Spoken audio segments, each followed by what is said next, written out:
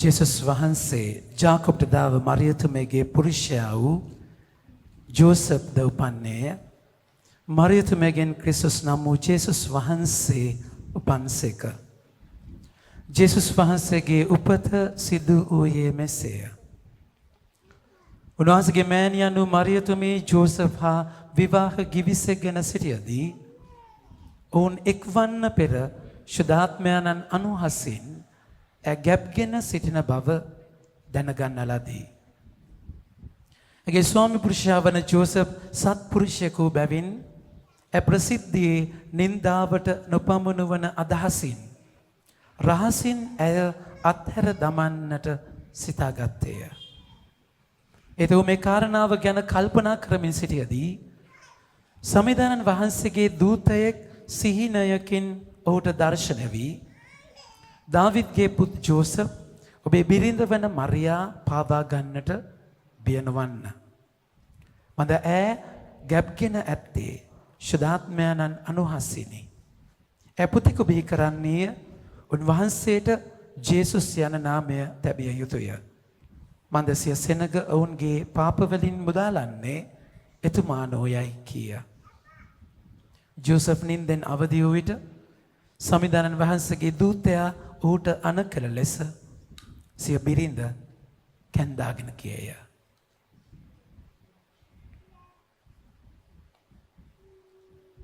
ස්වාමින් වහන්සේගේ ජීවනදායක සුභාරංචිය නම් මෙසේය. ක්‍රිස්තුනි වහන්සේට ප්‍රශංසා වේවා. වඩිවන්න ප්‍රමාන්තෙනි.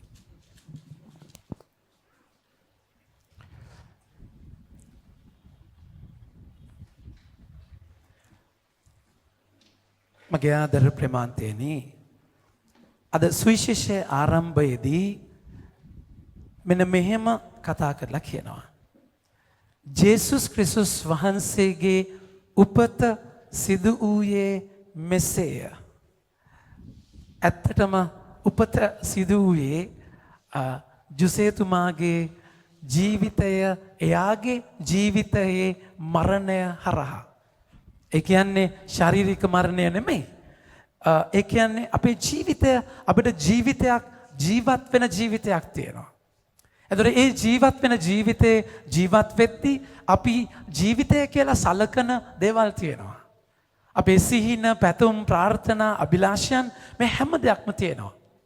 දැන් ස්වාමින් වහන්සේ හරිම අමුතු විදිහට සමහර වෙලාවට හිතක් පපුවක් නැති විදිහට ඊරිසියාකාර විදිහට ඔය අපගේ සිහින උන්වහන්සේ උදුරගෙන උන්වහන්සේ හරියට ආබ්‍රහම්ට කිව්වා වගේ අබ්‍රහම් කියද්දි උතුම් පියා ආබ්‍රහම් කියන තැනදී පීය අරගෙන දරුවට ඇනලා මරන්න කිව්වා වගේ සමහර වෙලාවට උන්වහන්සේ ඔබගේ මගේ ජීවිතයේ අස්සට රිංගන්නේ අපේ ජීවිත අවුල් කරලා පටලවලා ඛේද වාචකයක් කරලා.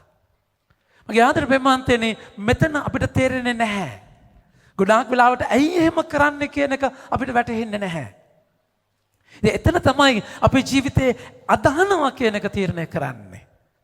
ඇදහිල්ල කියලා එක තීරණය කරන්නේ. උන්වහන්සේ ඇදහිල්ල කියලා කියන්නේ හීබ්‍රු පොතේ 11 වෙනි පරිච්ඡේදයේ උන්වහන්සේ කතා කරන කියන වචනේ බලන්න.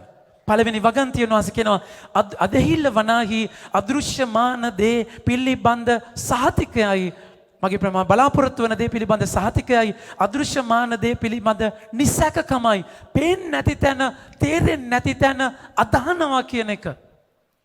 මගේ ආදර ප්‍රේමාන්තනේ ආබ්‍රහම්ගේ ධර්මිෂ්ඨකම උනේ ඇදහිල්ල කියලා කිව්වා. ඒ කියන්නේ ආබ්‍රහම්ට උන්වහන්සේ පොරොන්දුවක් දෙද්දී ඔබ 75 දී අහසේ තරු වගේ පොළවේ වැලි වගේ පරපුරක් දෙනවා කියද්දී ඒක පේනතෙක් මානක නැති තැනදී හැම දෙයක්ම වේලිච්ච ඉරිතැලිච්ච තැනකදී ආබ්‍රහම් අදහනවා ස්වාමින් වහන්සේ මේ දේ කරනවම කියලා. දැන් එහෙම ලබන දරුවා අවුරුදු 99ක් ඉඳලා 100 දී ලබන දරුවා මරන්න කියද්දී බය නැතුව මරන්න යන්නේ දෙවියන් වහන්සේ ඊසාක් හරහා තමයි පොරොන්දුව දෙන්නේ. හැබැයි පොරොන්දුව දෙනවා කියන තැනදී මරණයෙන් උනත් නැගිටන්න බලයක් තියෙනවා කියලා විශ්වාස කළා. ඒකයි අපි හිබ්‍රු පොතේ අද කතා කරන්නේ මගේ ප්‍රේමවන්තනේ සමම රෝමවරුන්ගේ ලිපියේ 4 වෙනි පරිච්ඡේදයේ කතා කරන්නේ 18 වෙනි වගන්තිය. රෝම 4:18 උන්වහන්සේ කතා කරන දේ බලන්න. බලාපොරොත්තුව රහිත තත්වයකදී වුවද කියන්න. බලාපොරොත්තු රහිත තත්වයකදී හැමෝම වුවද කියන්න. කෑ ගහලායි කියන්නේ. බලාපොරොත්තු රහිත තත්වයකදී ඔව් වුවද දෙවියන් වහන්සේගේ පොරොන්දුව ඔහු දෙවියන් වහන්සේගේ පොරොන්දුව විශ්වාස කළේය. විශ්වාස කළේය. දැන් මගේ ආදර පෙම්වන්තනි දැන් ඔබට මට පොරොන්දුවක් තියෙන්න ඕනේ විශ්වාස කරන්න. දැන් ගොඩාක් වෙලාවට ප්‍රශ්නේ අපිට මට පොරොන්දුවක් නැතිකම. දැන් ජුසේතුමා මේ පිටිපස්සේ ස්ටේන් ග්ලාස් එකේ පේන්නේ නැහැ නේද? ස්ටේන් ග්ලාස් එකේ තියෙන්නේ බෙත්‍රෝවල් එක විවාහ ගිවිස ගන්න තැන දේව අම්මා ජුසේතුමා. මේක අපේ ජුසේතුමාගේ පල්ලියක්. ඉතින් එතනදී විවාහ ගිවිස ගන්න තැනදී ඉතින් අවුරුද්දක් විතර ඉන්නට ඕනේ කැඳගෙන යන්න. එතකන් එකට ඉන්නේ නැහැ. ඊට පස්සේ තමයි දරුවෝ හදාගෙන පවුලක් විදියට ජීවත් වෙන්නේ. ඒතර කැඳගෙන යනකම් එයාලා බලාගෙන ඉන්න කාලයක්. ඉවසිල්ලෙන් බලාගෙන ඉන්න කාලයක්. මේ බලාගෙන ඉන්න කාලයේදී දැන් ජොසෙතුමා ප්ලෑන් කරන්න නැති සැලසුම් කරන්න නැති ගොඩාක් දේවල් මගේ ප්‍රේමවන්තයනි. මිනිස්සෙක් ඔබ හිතන්න එපා ජොසෙතුමා නිකන් මේ සුපර්මෑන් කෙනෙක්. ජොසෙතුමානේ එහෙම එකක් නැහැ. තමාර අය හිතන් ඉන්නේ ජොසෙතුමා වයසක කොන්ද කුදු වෙච්ච වයසක හැරමිටි ගහගෙන යන වයසට ගිය දේවම්මයි ජොසෙතුමා ලොකු ગેප් එකක් තියෙනවා. එහෙම ඒවා නෙමෙයි. දේවම්මට අවුරුදු 15ක් විතර තමයි. නමුත් ජොසෙතුමා පූර්ණ ශක්තිමත් මිනිස්සෙක්. හැඩි දැඩි වඩුරාල කෙනෙක් කියලා කියද්දි වැඩ කරන්න පුළුවන් ජවයක් තිබිච්ච පුරුෂ ශක්තියක් තිබිච්ච මිනිස්සෙක්. එහෙම නැතුව මේ අබ්බඝාතයක් බෙලහීනයක් නෙමෙයි. ඒතකොට ජොසෙතුමා හරිම සාමාන්‍ය ස්වභාවික මිනිස්සෙක්. ඒතකොට විවාහ ගිවිසගෙන එයාගේ ජීවිතයේ දේව අම්මා එක්ක ජේසු අම්මත් එක්ක මරියා කියන ඒ චරිතයත් එක්ක ජීවත් වෙන්න සැලැස්මක් තිබුණා. මගේ ආදර ප්‍රේමන්තයනි ඒ සැලැස්ම අස්සට තමයි ස්වාමීන් වහන්සේ රින්ගන්නේ. බැලුමට දැන් බලන්න ජොසෙතුමාගේ අරගලය. ජේසුගේ උපත සිදු වූයේ මෙසේය. ජොසෙතුමාගේ සිහින චප්ප වෙලා ආරංචි වෙනවා ගැබ් අරගෙන කියලා. ජොසෙතුමාට එහෙම දෙයක් මේ ලෝකේ කිසිම තැනක අහලා නැහැ යාගේ ජීවිතේ. පුරාණ ගිවිසුමේවත් සිනගෝගේ ඉගෙන ගද්දිවත් එහෙම දෙයක් වුණා කියලා කවුරුත් දන්නේ නැහැ. ඒ කියන්නේ පුරුෂයෙක් වාසය කරන්නේ නැතුව දරුවෙක් හම්බ වෙන සුද්ධාත්මයන්ගේ පුරාණ ගිවිසුමේ නව ගිවිසුමේ කතා කරන විදිහට සුද්ධාත්මයන්ෝ ඒ විදිහට නැහැ. දැන් සම්පූර්ණ මේ මිනිස්සයව අවුල් වෙනවා. අවුල් වෙනවා. ඒ කියන්නේ මේ අවුල් වුණාට ඒ අවුල් වෙච්ච තැන තමයි මගේ ප්‍රේමවන්තනි හරිම ස්වභාවය එළියට එන්නේ අපේ. ජීවිතේ ඔක්කොම සෙටල් වෙලා තියෙද්දි ජීවිතේ ඔක්කොම තැම්පත් වෙලා තියෙද්දි ප්‍රශ්නයක් නැහැ.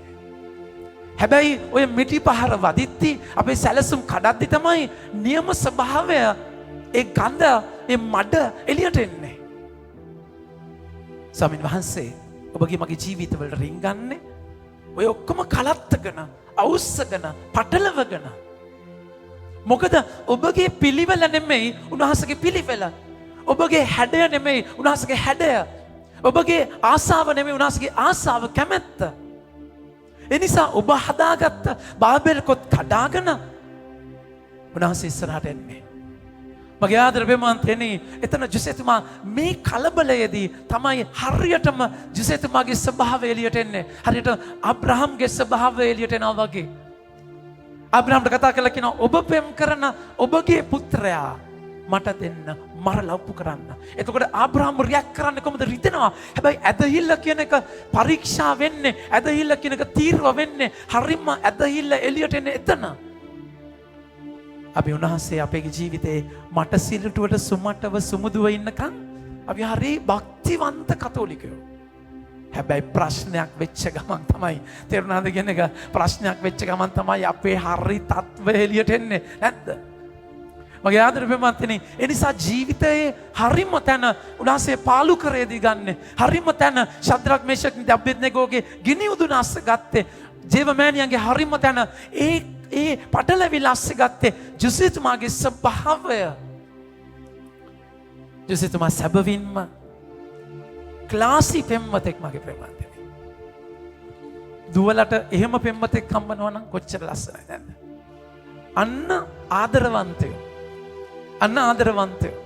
ඒ කියන්නේ හරිම තැම්පත්. ඒ කියන්නේ ආදරේ හැබැයි කුලප්පුවක් නැති ආදරවන්තයෙක්. එතකොට විවාහ ගිවිසගෙන හිටියේ. ජේසුස් මට වයස අවුරුදු 15ක් විතර. ඉතින් එතනදී කැන්දගෙන එනකන් ඉවසිල්ලකින් කැන්දගෙන එනකන් ජොසෙතුමා හැම දෙයක්ම සැලසුම් කරගෙන. හැබැයි ඒ වගේම තමයි ආදරේ නම් ආදරේ. මගේ ප්‍රමාන්තනේ ඇය ගැප් ගෙන තියනවා කියලා කියද්දී ඒ ආදරය කන පිට පෙරලෙන්නේ නැහැ. රියැක්ට් කරන්න තැනකට යන්නේ නැහැ. ඒ කියන්නේ ඇයගේ දැන් ඒක එයාට හිතන්න පුළුවන් කාලකන්නිම ප්‍රශ්නය. දේව අම්මා මරියා කරන්න පුළුවන් ජරාම වැඩේ කරලා තියන්නේ එයාගේ මනුෂ්‍ය සිතට තේරෙන විදිහට මගේ ප්‍රමාන්තනේ. හැබැයි ආදරේ නම් ආදරේ. මගේ ආදරේ ප්‍රමාන්තනේ ආදරේ කරන කෙනෙක් කොහොමද මරන්නේ? ආදරය කරන කෙනෙක් කොහොමද විසි කරන්නේ? ළඟට අරගෙන තුරුළු කරලා පොලේ ගහන්නේ කොහොමද? ආදරේ නම් ආදරේ. මගේ ආදරේ ප්‍රමාන්තනේ ඒක තමයි අපි ජේසු හරහා අපි අපේ ජීවිතේ උන්වහන්සේ හරහා කෙනෙක්ව පිළිගද්දී ජීවිතේ ධර්මිෂ්ඨයි කියන කයාගේ ජීවිතේ ආභරණයක් වුණා, ශක්තිය වුණා. තාම කියන එක පදනම් වෙද්දී උන්වහන්සේගේ වචනය අත්තිවාරම වෙද්දී කුණාටු අකුණු වෙනවා. හැබැයි ජීවිත වැටෙන්නේ නැහැ. ගොඩාක් වෙලාට අපේ ජීවිතේ අපි ආදරය කරන්නේ කොහොමද? අපිට ආදරය කරේ කොහොමද? හොඳ නම් හොඳයි, නරක නම් නරක තැනක. එතනද ජොසෙතුමා මගේ ප්‍රේමවන්තයනි ඒ ජොසෙතුමා නිහඬව දරා ගන්න චරිතයක්. එළියෙන් කෑ ගහන, හැප්පන, ගොරවලා පොලේ ගහන චරිතයක් නෙමෙයි. ආරංචි වුණාම මරියා ගැබ් අරගෙන කියලා කියද්දී ශුද්ධාත්මයන්ගෙන් තාම ඒක තේරෙන්නේ නැහැ. එහෙනම් ඉතින් කෑ ගහලා පඩු පොලේ ගහලා තේරුණාද කියන එක කුටු කරලා විනාශ කරලා පිස්සු නටන්න ඕනේ. ඒ වගේ සිද්ධියකදී. හැබැයි නිශ්ශබ්දයි. සයිලන්ට්. ඔබ හොඳට බැලුවත් බයිබලේ ජොසෙතුමා කියන්නේ ප්‍රබල චරිතයක්. ජොසෙතුමා කතා කරන එක වචනයක්වත් නැහැ. එක වචනයක්වත් බයිබලේ නැහැ. ඒ කියන්නේ කිසිම දෙයක් නැහැ. නිශ්ශබ්ද චරිතයක්. නිහඬ භවයේ හඬක් තියෙනවා මගේ ප්‍රේමවන්තනේ. ඔබ කෑ ගහන එක නිශ්ශබ්ද. අපි මේ චතාරිගේ පාලුකරයට යන්නේ ඒ නිහඬ භව පාලුකරේ ස්වාමීන් වහන්සේගේ හඬ ඇහෙන්න. වචනේ කතා කරලා කියනවා මගේ ආදර ප්‍රේමවන්තනේ ඔහු සත් ගුණවත් මනුෂ්‍ය සත් පුරුෂයෙකු බැවින් ඇය ප්‍රසිද්ධිය නින්දාවට නොපමුණු අදහසින් රහසින් කියන්න. රහසින් අත්තර දමන්න සිතාගත්තේය. අත්හැර දමන්න සිතාගත්තේය. කාටත් කියලා නෙමෙයි. දැන් මේකේ අත්හරිනවා කියන එක ලේසි දෙයක් නෙමෙයි. අර ෆෝන් බ්ලොක් කරලා අයින් කරලා සමහර පුද්ගලයන් හොයාගන්නත් දැ නැද්ද? එහෙම එකක් නෙමෙයි මේ කතා කරන්නේ. ඒ කියන්නේ මුළු ගමම දන්නවා නාසරත් කියන්නේ පුංචි ගමක්. පවුල් 100 ගාණක් හිටියේ. මේ පුංචි ගමේ හැමෝම ફોකස් වෙනවා. එතන මේ ගමේ මේ දෙන්න විවාහ ගිවිසගෙන ඉන්නවා කියලා දන්නේදී හැමෝම දන්නවා ඒක. අවුරුද්දකට පස්සේ කැන්දන් යන්න ඕනේ කියලා දන්නවා. දැන් මෙතන රහසින් අත්හරිනවා කියද්දී ඇය ගැබ් අරගෙන තියෙන ජොසෙතුමා එක්තරා විදිහකට කියන්නේ මොකක්ද? ලෝකෙට කියනවා ඇය ගැබ් ගත්තේ මගෙන්. මම රෙස්පොන්සිබල් නිසා මම වග කියන්න ඕන නිසා මම රහසින් දාලා යනවා. මට ලැජ්ජාව දරා ගන්න බෑ. ඒ පුරුෂයෙක් විදියට මට ලැජ්ජයි මූණ දෙන්න. මම දාලා යන්නේ ඒකයි. දේව අම්මව, ජේසු අම්මව බේරගෙන ජොසෙතුමා නින්දාව දරා ගන්න චරිතයක්. මගේ ආදර ප්‍රේමවන්තයනි. දෙවියන් වහන්සේගේ හඬ ඇහුන් නැත්තම් දෙවියන් වහන්සේත් එක්ක එහෙම ගනුදෙනුවක නැත්තම් ධර්මය අත්තිවාරමුනේ නැත්තම් එහෙම කරන්න බෑ. පුද්ගලයාට එහෙම ආදරය කරන්න බෑ. ආදරය උන්වහන්සේගෙන්මයි ගලන්නේ. එහෙම ආදරය කරන්න අපිට ඉහළින් බලයක් ඕනේ. මගේ ආදර ප්‍රේමවන්තයනි ඊළඟ ලස්සන වචනය මොකද්ද? එහෙත් ඔහු කියන්න. එහෙත් ඔහු මේ කාරණය ගැන කල්පනා කරමින් සිටියදී ඒ කියන්නේ පැනලා එකපාර හිතුණා කරා නෙමෙයි හිටියා. Be still and know that I am your Lord. නිශ්චලව ඉන්නවා යෙසායා උන්වහන්සේ එකයි කතා කරලා කියන්නේ ගීතාවලිය 46:10 ඔබ නිශ්චලවන්න මම දෙවිඳුන් බව දැනගන්න. උන්වහන්සේ මගේ ප්‍රේමවන්තයනි උන්වහන්සේ දෙක රාජාවලියේ උන්වහන්සේ කතා කරලා කියන්නේ 19 වෙනි පරිච්ඡේදයේ කතා කරලා කියන්නේ එලියාට උන්වහන්සේ කතා කරන්නේ භූමිකම්පාවක නෙමෙයි, ගින්නක නෙමෙයි, සුළඟක නෙමෙයි, මත පවනක නිශ්චල කමේදී උන්වහන්සේ අපිට කතා කරන්නේ. ඒ නිසා අවුල් වෙලා උන්වහන්සේයි තෝබි 3:20 කතා කරනවා කියන්නේ වචනේ ගන්න මගේ ප්‍රේමාන්තනේ තෝබි 3:20 උන්වහන්සේ ඔබ පටලවන්නේ අවුල් කරන්නේ ඇයි කියන එක ජුසෙතුමා අපිට දහබරව කියා දෙනවා. ඔබේ අදහස් මිනිසාට තේරුම් ගත නොහැකිය. මාත් එක කියවගෙන යමු. ඒත් ඔවුන් පරීක්ෂාවට භාජනය වොත් කිරුළු පළඳින බවත් දුකටපත් වූවොත් එයින් මිදීම ලබන බවත් දඬුවම් ලැබුවොත් ඔබේ දයාව ලබන පිණිස ඔබ වෙත ඒමට නිදහස් බවත් ඔබට කියන්න හැමෝම ඔබට ගෞරව කරන්නෝ දනිති. ගෞරව කරන්නෝ දනිති. මගේ ආදර ප්‍රේමාන්තයනි, ඒ කියන්නේ ඔබගේ සිහිනයට වඩා උන්වහන්සේ විශාලයි නම්, ඔබගේ බලාපොරොත්තුවට වඩා උන්වහන්සේ විශාලයි නම්, ඔබගේ ආසාවට වඩා උන්වහන්සේ විශාලයි නම්, ඒ දේව ගරුබිය, ගරුත්වය, ආදරය ඒ හැම දෙයකටම වඩා තියෙනවා නම්, ඔබගේ මේ ලෝකේ කිසිම දෙයක් නැති වුණත් එතන ඔබ සැක කරන්නේ නැහැ. උන්වහන්සේ තුල ඉන්නවා. අවස්ථාවාදී කූට සම්බන්ධතාවයක් නෙමෙයි. අවස්ථාවේදී ළඟට එලා අනවශ්‍ය වෙද්දී විසි කරන තැනක් නෙමෙයි. ATM බැඳීමක් නෙමෙයි. ඕන වෙලාවට ගත්තා ඊට පස්සේ විසි කරන තැනක් නෙමෙයි. උන්වහන්සේ ඔබගේ මගේ ජීවිතේ ජෝබ් කියනවා වගේ මම සැපත උන්වහන්සේගෙන් ගන්නවා නම් විපත ඇයි මට උන්වහන්සේගෙන් ගන්න බැරි?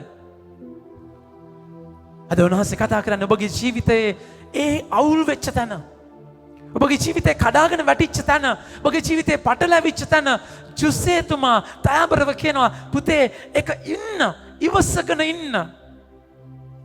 තොබි 3 කතා කරන වචනේ බලන්න. උන්වහන්සේට ගෞරව කරනවා දකේ අපේ වැටීම ගැන කියන්න. අපේ වැටීම ගැන ඔබ සතුට නොවනසේක. ඔබ සතුට නොවනසේක. එහෙත් කුණාටුවකට පසු එහෙත් කුණාටුවට පසු ඔබ නිශ්චලතාවය ඇති කරවනසේක. ඔබ නිශ්චලතාවය මගේ ආදර ප්‍රේමවන්තයනි, දේව මන්දිරය හැඩි වෙච්ච තැන එයාලට හැඩි වෙලා නැහැ. එයාලා ගාන්ට මනි චේන්ජර්ස් ලගේ කවුන්ටර් එක මෙහෙම තිබුණා. හරක් ටික මෙහෙම ලස්සනට හිටියා. බූරුව ටික ෂෝකේස් එකේ හිටියා. නැත්ද? පැට්ලෝ ටික එතන වෙනම අපාර්ට්මන්ට් එකක් තිබුණා. එයාලට ලස්සනට ගිහලා පිළිවෙල වැඩේ කරගෙන යන්නේ. ජේසු ඇවිල්ලා තමයි නන්නත්තර කරන්නේ. කොස්සක් නෙමෙයි සුද්ධ කරන්න ගන්නේ කසයක්. තෙන්නවා ආයි පෙරලලා කුඩු කරලා අවුල් කරනවා. ස්වාමීන් වහන්සේගේ හැඩය ගන්න. මගේ ආදර ප්‍රේමවන්තයනි, කුණාටුවට පස්සේ නිශ්චලතාවය උන්වහන්සේ ගේනවා. එක පාර කලබල වෙලා මගේ ප්‍රේමවන්තනි උන්වහන්සේ ආබ්‍රහම්ට කතා කරලා කියනවා උප්පත්ති 15 සතුන් දෙපළු කරන්න, සතුන් දෙපළු කරලා ඉන්න. ආබ්‍රහම් යනවා සතුන් මැද්දෙන්. දෙවියන් වහන්සේ යන්නේ නැහැ. යන්න ඉස්සලා ගිජුලි හිණියෝ එන්නේ සතුන්ගේ හදවත ගන්න. ජුසෙතුමාගේ හදවත බිඳෙනවා. තමුන්ගේ පෙම්වතිය, තමුන්ගේ බිරිඳ විවාහයෙන් අයිති වෙලා ඉවරයි. එයා ගැබ් අරගෙන බින්දෙනවා. නිින්ද යන්නේ එපා වෙනවා. මැවිලා පේනවා. කවුත් එක්කද මෙව හිටියේ? එපා වෙලා දඟලන තැන. නමුත් ආදරේ කරන්න දෙයක් නැහැ. හදවත කෑලි යන තැන ගිජුලි හිණියෝ එන්නේ. රියැක් කරන්න, විසි කරන්න, මෙහෙම කරන්න. හැබැයි ආබ්‍රහම් ඉන්නවා. දෙවියන් වහන්සේ ගිනි උදුනක් මැදින් ගේ මැදින් යනවා.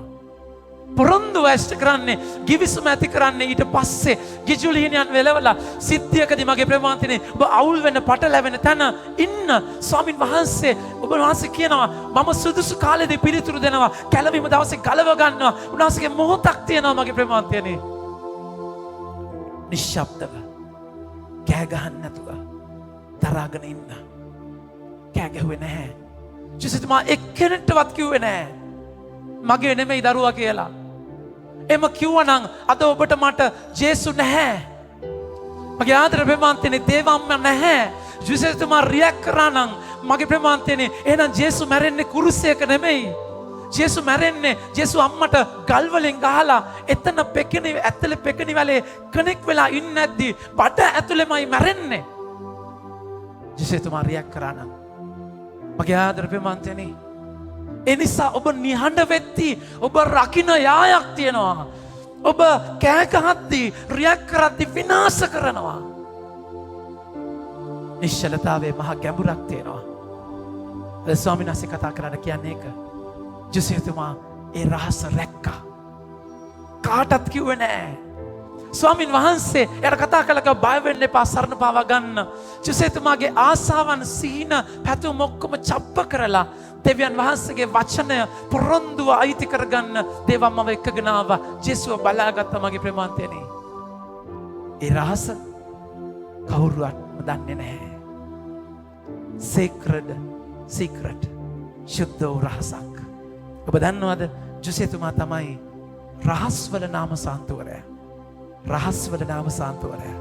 යහපත් මරණයක් ඔක්කොම වගේ උන්වහන්සේ තමයි රහස් ශුද්ධ වූ රහස්වල නාම සාන්තුවරයා. ඒ රහස උන්වහන්සේ දැක්කා. දරාගත්තා, තියාගත්තා. දේවම්මා සිත්ති නිදන් කරගෙන මෙනෙහි කරා වගේ ජුසේතුමා මෙනෙහි කරා. දේවම්මා මගේ ප්‍රමාතනේ ජුසේතුමා එක ප්‍රාතිහාර්යයක්වත් දැක්කේ නැහැ. ජේසු ප්‍රාතිහාර්යය පොඩි කාලේ නම් කරේ නැහැ. එක දේශනාවක්වත් ඇහුවේ නැහැ. ජේසුතුමා ඒ ගෙදරම මැරුණා. කොහොමද මැරුණේ දන්නේ නැහැ. හැබැයි මැරුණා. ජේසුතුමාව ගැන සඳහන් වෙන ප්‍රසිද්ධ ජීවිතයේදී විතරයි අවුරුදු 12 දී විතරයි ඊට පස්සේ සඳහනක් නැහැ. මගේ ප්‍රමාතනේ දරාගෙන ඉවසගෙන උන්වහන්සේගේ නැගීමත් මගේ බැසීමත් අයිති කරගත්ත දයාබර නිහඬ චරිතයක්. එනිසා රියක් කරන්න ඉස්සෙල්ලා දෙපාරක් හිතන්න. ප්‍රතිචාර දක්වන්න ඉස්සෙල්ලා දෙපාරක් හිතන්න. දරාගෙන ඉන්න, පොරොන්දුවේ ඉන්න. උන්වහන්සේ මහ පුදුම දෙයක් ඔබගේ ජීවිතේ කරන බව අයිති කරගන්න.